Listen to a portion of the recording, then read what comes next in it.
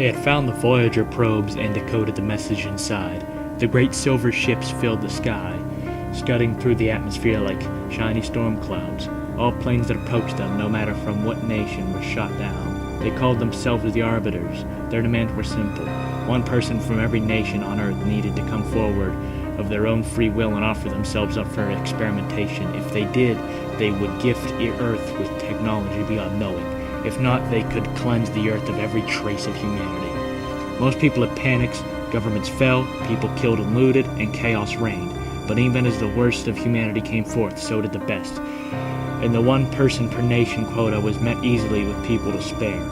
All the ships withdraw, but one, them, a great voice filled the sky. Humanity had passed their test. All those who had offered themselves up were safe on the ships in orbit, and they would not be experimented on. Rather, they would to be rewarded beyond measure. Rejoicing filled the streets. The Earth had been spared. The last ship drew back into orbit. A great wild light filled the sky and glanced down. No buildings were touched, not a blade of grass was harmed, and both the lion and the lamb lay down without fear.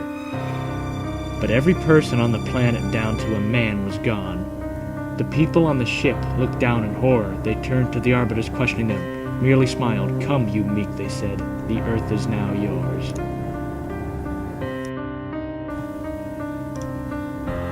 "What's this?" Pamela asked, running her hands over the farting green cloth. Whatever it covered stood nearly a foot taller than her. It was roughly rectangular shaped, and she could feel what felt like molded metal underneath the fingers.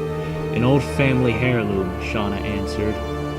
Her skin glowed milky white in soft moonlight that flittered into the room. She reached out and touched it, fondly caressing it. "It's the only thing I kept. It's a reminder of where I came from and who I used to be."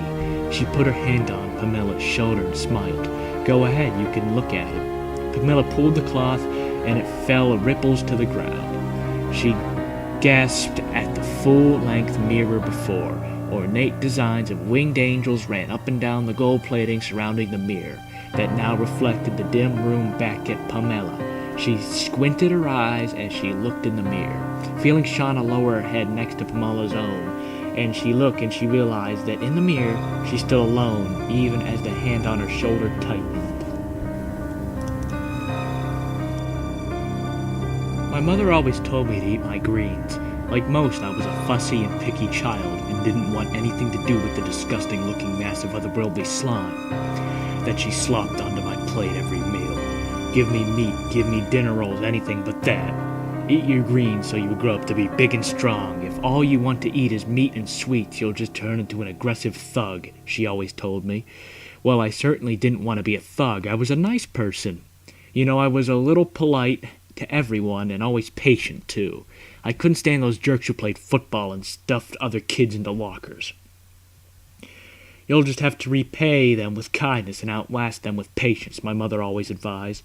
Well, Mother, I guess you are right. I will be more kind and patient than all those thugs and jerks. So I invited the jerks over for dinner. Wasn't that nice of me, Mother? I'll even eat my greens all the time to make doubly sure that I won't turn into a thug. I just wish that it didn't take so long for the human body to turn green. I'm getting really hungry, and my dessert will soon spoil, Mother.